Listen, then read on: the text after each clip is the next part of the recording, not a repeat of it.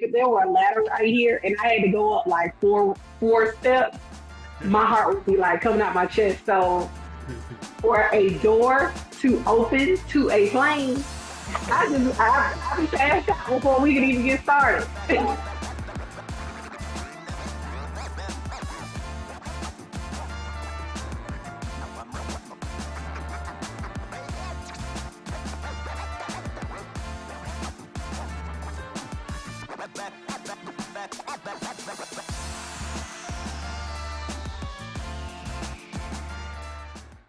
Hey everyone, I'm Chris Colston here with Isaiah Tukes, Kimberly Lake, and Laria Reed, and we are Four Friends in a Book. So Four Friends in a Book is our monthly podcast series where we have a discussion centered around a book that we're reading together, and we meet here for any topics that may or may not relate to that book. So somewhat of a book club, book review mixed with just table talk amongst friends. So we're actually back for season 2. So this is our debut episode for season 2 of our podcast. If you guys are new to the channel, please go back, check out season 1, catch up with us so you can follow along with us. If you guys have been rocking with us for a while, we appreciate you guys joining today, continuing supporting us, and we just appreciate you guys. So we're gonna jump into it. Season 2, we took a little time off for the holidays, took a little break, relax, catch up on your naps, your sleep, eating good, all that good stuff. So we jumping back into a highly anticipated book.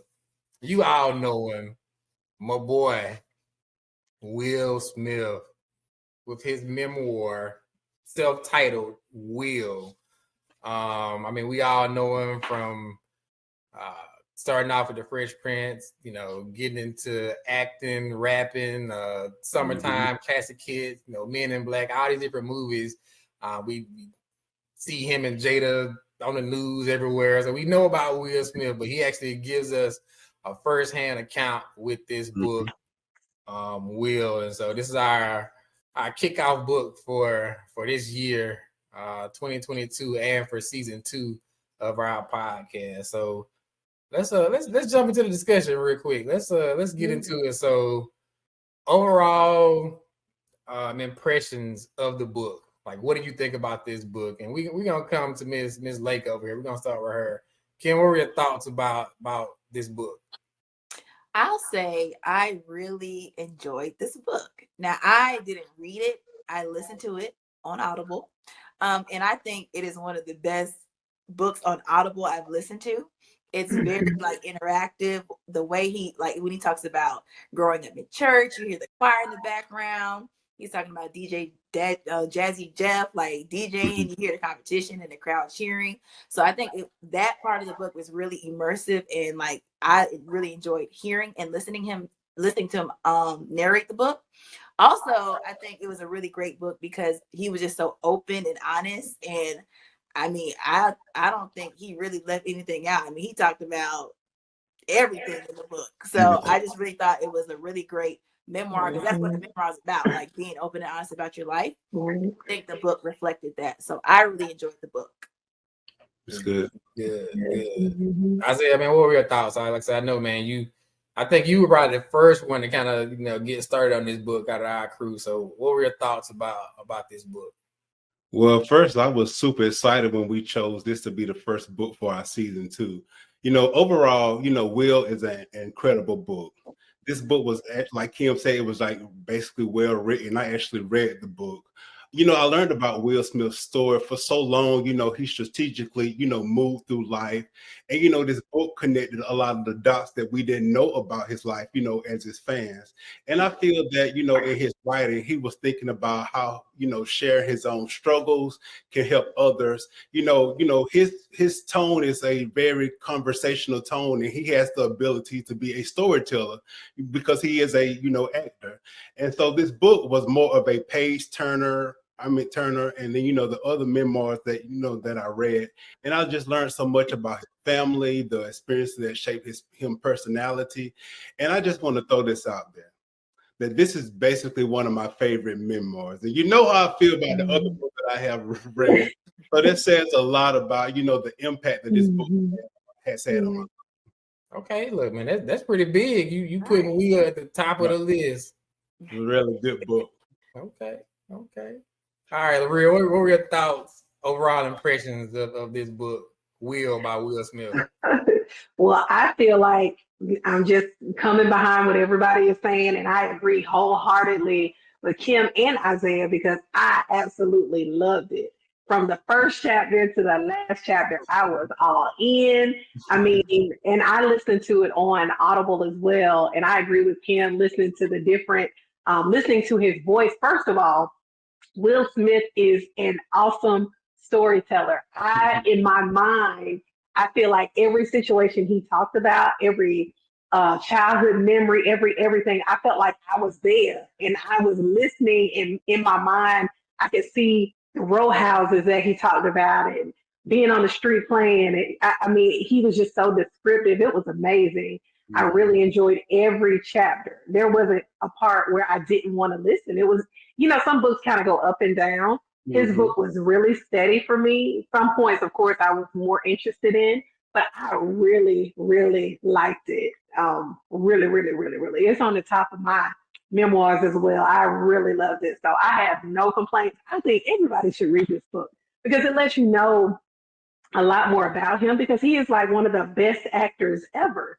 And that didn't have to do with race. It's just period. I mean, he just is. And yeah, I loved it. That's good. Yeah, I think you guys all bring up good points. So, we've read, the autobiography of that's good. Yeah, I think you guys all bring up good points. So, we've read, the autobiography of Malcolm X, and we looked at some other historical figures and just different accounts. I think this memoir is kind of our generation, so it really kind of speaks to us. We all know it's true. Will Smith from the Fresh Prince. We know him from his early rap career. We've seen him in all these movies, so it's really easy for us to really our generation connect with him because something about him. But now you're getting this behind the scenes, and like Laria mentioned, he really does just kind of pull you in. Great writer, great storyteller. I listen on Audible as well. So him just narrating the book, throwing in sound bites and changing voices and inflections and throwing in, some of his music as well, which is a great experience. I definitely agree with you guys. I think this was a great pick for us to start this new year off, season 2 also of our podcast. So if you guys that are watching right now, if you haven't already read or listened to this book, please go check it out. Pick it up. It's a good listen, good read. And like I said, again, it's something that you could probably really relate to because like who don't know Will Smith? I mean, everybody know Will. So like you have something to really connect to with reading his story and getting that experience. So yeah. So even with that, so I think we got 4 thumbs up from us, 4 friends in the book, but what were you guys, I guess favorite sections of the book, or what in particular did you most identify with as you were either reading or listening to this story? What really kind of drawed you in throughout the book? And Isaiah, I'm gonna kind of start with you, brother. What were was it a particular moment or chapter or something that was said that really just made an impression for you? The impression that was made for me was towards the end of the chapter. He was having this conversation with his therapist, and the therapist brought up like he had like that she was able to identify 2 different personas that he actually had, and one was called, the first one was Uncle Fluffy. Uncle Fluffy is basically this nice guy, which is a people pleaser, wanted to avoid conflict, had charisma, could light up any room. And he felt that if he was nice enough and entertained people enough, that he could win the approval for the people around him. And I identified with that as well, too, because sometimes I feel the same way as well. But then you have the second persona called the general. And the general does not care how you feel about them. The general basically wants to get the job done by any means necessary and doesn't seek the approval of people. And I felt that part resonated to me as well also. And, as I grow up that I try to find a balance with trying to be the people pleaser and trying to do things on my own, but do them like the correct way. So that's what I identify with him. Like, you know, I struggle with being a people pleaser as well as well, I'm going to do it my way, and it's my way of the highway. So I try to find that, you know, that equal balance. Yeah, that's good. And I think he does do a good job. Like I said, just hearing his story, and I think it's something we can all relate to.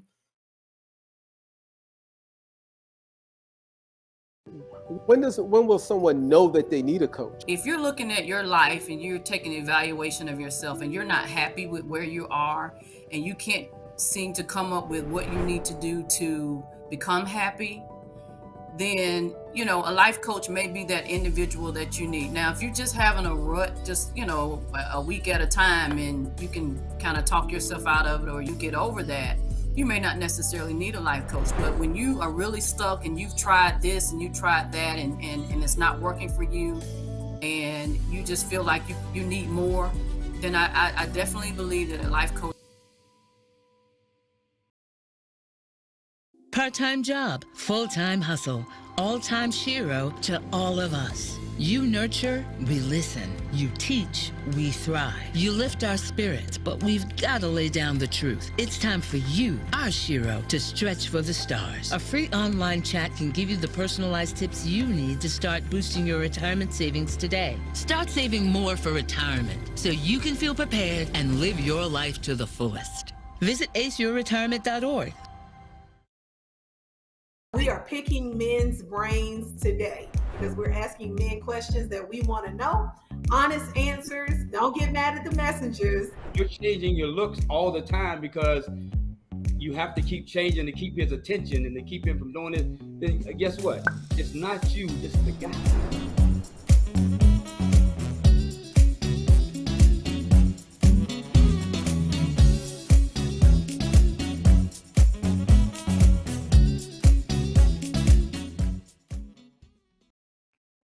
It's kind of reminiscent of, you know, we read the book in season 1, Wholeness, and we kind of talk about this evolution. Yes. And even some of the stuff with, I mentioned earlier, we talked about Malcolm X and seeing his growth and his journey through life.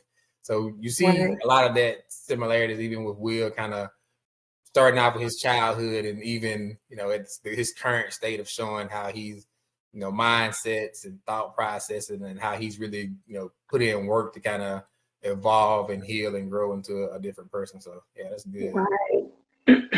Right. Were there any particular stories that you identify with in particular with the book? It was a lot.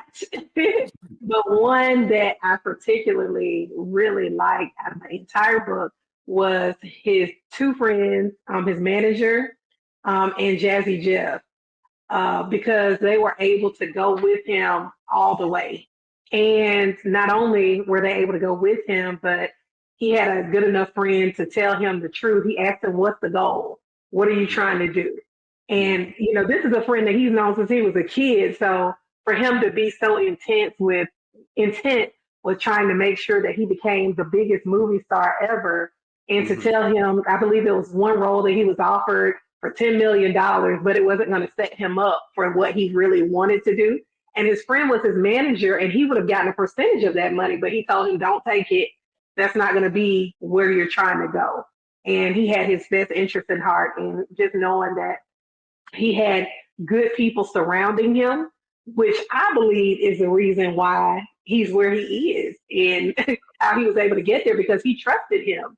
But to have a friend like that, and I feel like I had friends like that. I feel like Kim would do me like that. She'd be like, no, I think that it would be better for you to do it this way. So it just reinforced what I've been thinking all along. You have to have good people surrounding you to be able to tell you the truth and to be able to assist you in whatever your goal is for your life. And I believe, you know, kind of like Oprah said, you can't be friends with people who want your life. And none of his friends wanted his life. Like Jazzy Jeff was a genius in his area. His friend who's his manager is a genius in his area. So they were all able to do their own things to be who they are. And so I believe that that was the key to his success. I know he had good work ethic. I know he had all those things, but I think that was the one little piece that was the golden nugget for his success. And that's something that I love throughout the whole book with him talking about his friends. So yeah. Yeah, that's good. Yeah, even in the book, he mentions, JL is kind of in this managerial role and kind of managing him, and he's like, Will, what do you want? And it was hard for him to really to figure it out, and he finally was able to kind of verbalize that he wanted to be the biggest, movie star in the world. And at that point, once it was said, you got the goal, you got the vision, and JL, and then along with his crew, like helped him to really to work towards it and attain it. So that was good. For me, it's the dream. Like Will Smith is a dreamer. And anytime somebody is a dreamer, I connect with them because I'm a dreamer. And so he had the dream, of course, starting out with his rap career. He stepped out and went after it, became very successful at it. And then, as Laria mentioned, when his friend talked about, the dream, the goal with his acting, and he set the goal to be the biggest in the world, and he did that. So for me, that let me know, when you you have a dream, of course, but you have to have the work behind it. Like, faith without works is dead. So for him, he had the faith and the works for his dream, and it happened. So that inspired me to know that, I have a dream, and I believe I have the work as well. So, that inspired me to believe that I can achieve what I want to achieve as well. So I really connected with Will's stories when he was going after his dream and when he achieved his dreams. That's good. Yeah, for me, it was so many, I guess, kind of moments throughout the book. I mean, even the opening of the book, Will and his brother, they kids, and his father has tasked them to build this wall. And they looking like, oh man, it's gonna be an impossible task. We ain't never gonna be able to finish this. And like even the lesson learned in that, where they spending their summers, they weekends after school, like working on this wall to build it up, thinking that it's an impossible task, and actually finally finishing it. And the lesson that their father was really trying to convey was, hey, don't ever say you can't do anything. Like, you handle it one brick at a time, and eventually you will get there. And you see that work ethic, really kind of unfold throughout his career.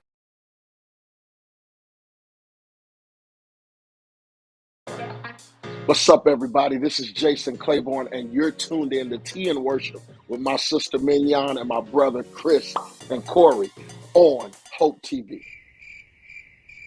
Father God, who is Chris? Did I make up a name? You said 3 hoes. I said you three said 3 hoes. people. Chris, why you say Chris? Chris.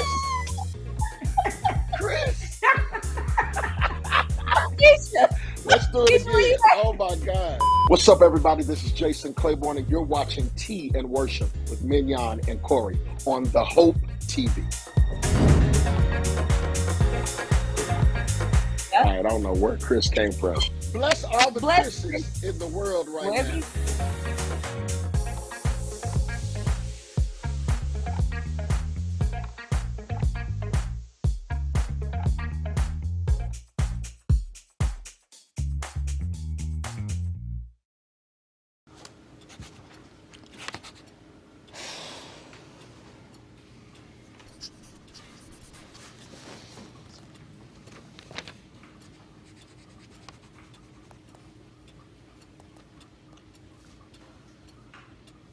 If you love them enough to relearn math so you can teach them math, then surely you'll check nhtsa.gov/the-right-seat to make sure they're correctly buckled in the back seat.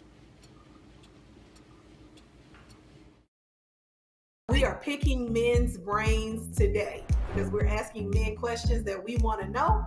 Honest answers. Don't get mad at the messengers. You're changing your looks all the time because you have to keep changing to keep his attention and to keep him from doing it. Then guess what? It's not you, it's the guy.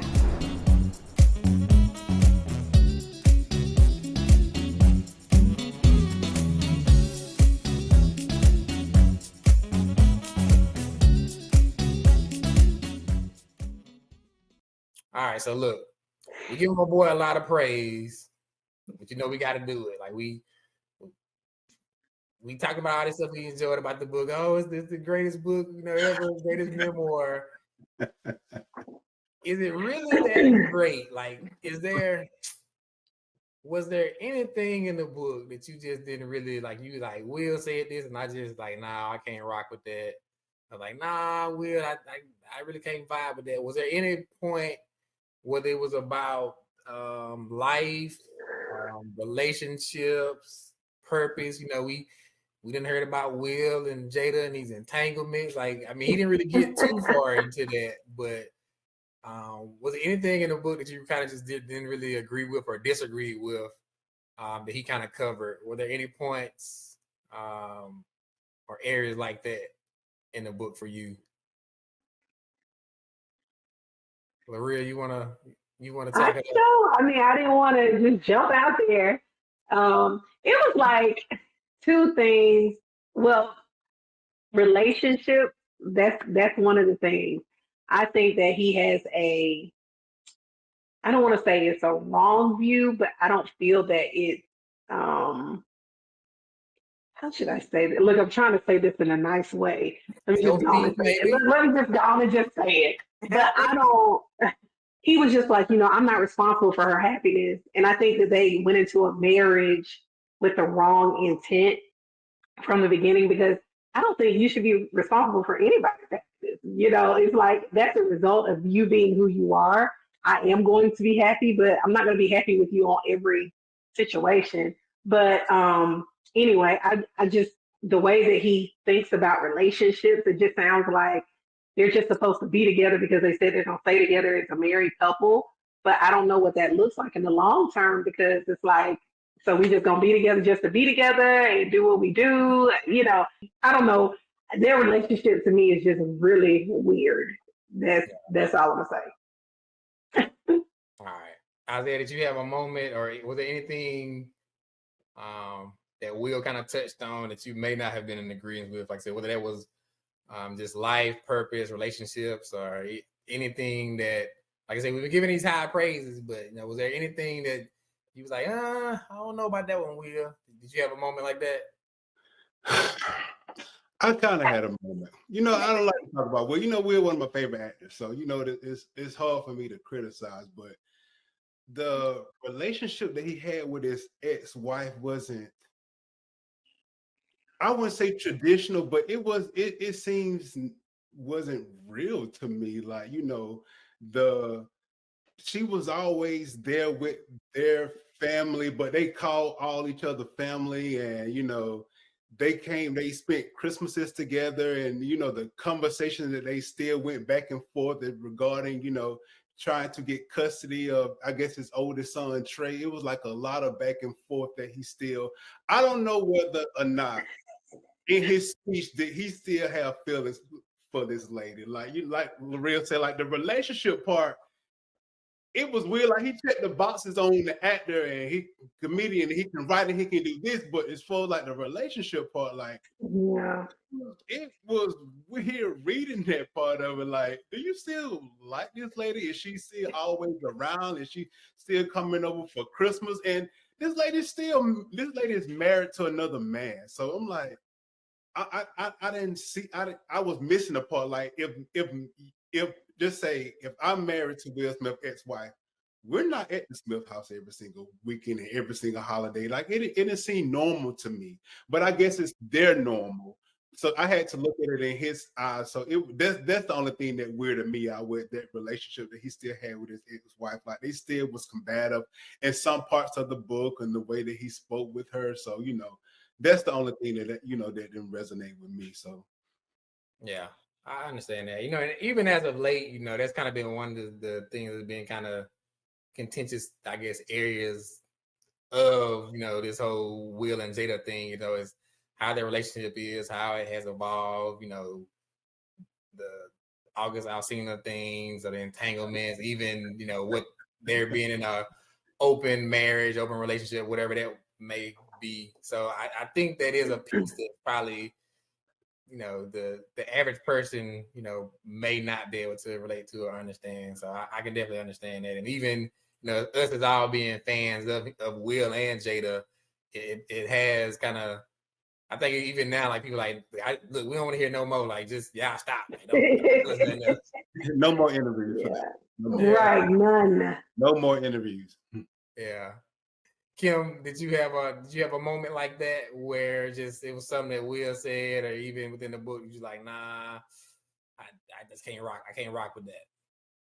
It was more so, okay, I love the book, but Will himself was like, it's very exhausting. Like when he, like his drive and everything.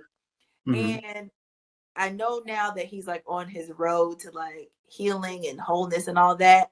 But I think the same perfectionist and competitiveness he had before in another way, he kind of puts that in his journey towards healing. So he does like a lot. And like for like say those ceremonies, I forgot what the drug is called that you hallucinate and all that stuff. Like he did like 14 ceremonies. Like it's like he still has that drive to be the best, even on his road to healing. And it was just a little bit exhausting for me. So that's just the area I was just like, okay, for me, it was a little much. Yeah. So, and that's the one thing I can do as we read or listen to the book. You kind of see the evolution of him. He was really focused about his goals and achieving this fantasy or this dream life that he envisioned, even as a child. So, wanting to be, a big movie star, like wanting to have this picture perfect family, wanting to have this ranch where everyone can live and we can all just, live and be happy together. And everything he put into trying to obtain that, and now kind of seeing that evolve a little bit and realizing that he may have, taken the wrong approach as far as trying to get that. So yeah, I can see that. For me, I guess it was,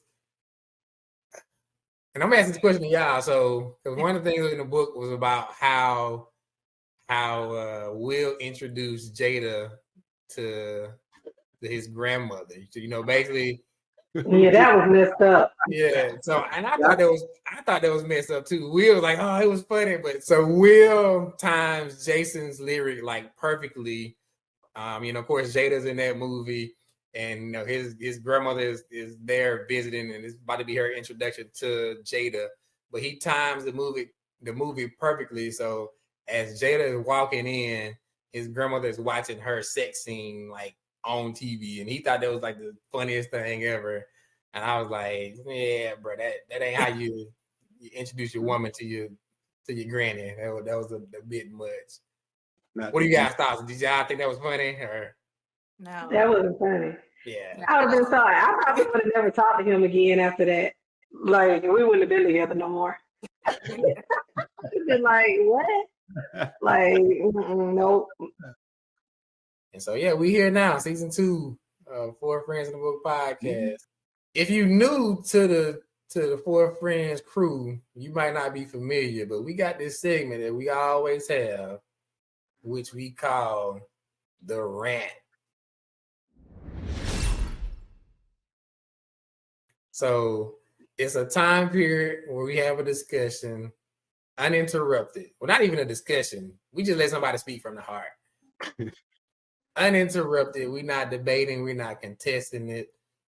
Just whatever it may be, whatever on your mind, what's on your heart. And we got none other than Mr. Rant Man. He back. Season 2. I know he coming hard. I know he coming stronger. Again, we never know what we getting. So my brother Isaiah back. Premiere rant for season 2. We just have a wheel. What you got for us, brother? Starting now. Go. So millions watch wide receiver Antonio Brown of the Tampa Bay Buccaneers have a meltdown on the field. Come on, folks. AB has a problem that needs to be addressed. Wherever AB goes, he blames everyone except for himself. He is always the victim of his own and his own worst enemy. Tampa Bay actually took a chance on him when no other team in the NFL would. And every team that gave him an opportunity knew that he would explode at any moment. And AB got all these opportunities because he is a great football player. He's one of the best. And I understand that, because of this is AB and the reputation, that he has speaks for itself. But, this still needs to be investigated, into his health or what made him trigger to actually walk off the field. And AB did not just handle this situation correctly. He never should have stormed off of the field and actually taken shots at his team. But this story sounds more like, it was more from the start. But many discounted, his truth and went straight to the CTE of his brain. Does he have it? He may. Let's face it, life is not fair. And what makes a man special is how he handles the situation, even if, things that gave him to him, unfair in his life. And I think that we can all learn something, from watching this situation, that instead of just placing judgment on him, let's just give him a little more grace. And that's that on that. We all kind of be accountable for our actions, and we also need to make sure we're getting the help and the support that we need, whether that's from friends, family, co-workers, teammates, whatever it may be. So yeah, good word, brother. Good word. Mm-hmm. That's awesome. All right, so 4 Friends in the Book podcast just wrapped up Will Smith's memoir, Will. And so, we read books every month. And again, we want you guys to follow with us. We want you guys to join in and read along with us. So even with that, Isaiah, tell them about the book we have coming up for next month. Hey guys, before we let you go, we want you to join us in our next episode as we discuss Deacon King Kong by James McBride. This book is a New York Times bestseller, and it has made, multiple lists like Oprah's Book Club and one of President Barack Obama's favorite books. And now it's on the radar for 4 Friends in a Book, and you don't want to miss it. Laria, when can they tune in? You guys can watch us every third Thursday of the month at 7 p.m. And we're on all social media. I'll let them tell you all of that, but mark your calendars, third Thursday, 7 p.m. Eastern Standard Time, okay? And you can find 4 Friends in a Book on Instagram and Facebook. So like and follow our pages and let us know how you're enjoying the show and interact with us on there. Thank you, guys. And as always, we appreciate you guys joining and supporting us. Be on the lookout. We got some new things coming for season 2. We might even got some new content we might be putting out. So again, follow us on all of our social media platforms, on all the podcasting services. And again, if you guys have any inputs, comments, feedback, just hit us up. We want to hear from you guys. And as always, let's continue to read, let's learn, let's grow. Let's have a discussion here on 4 Friends in the Book. Thank you. Bye.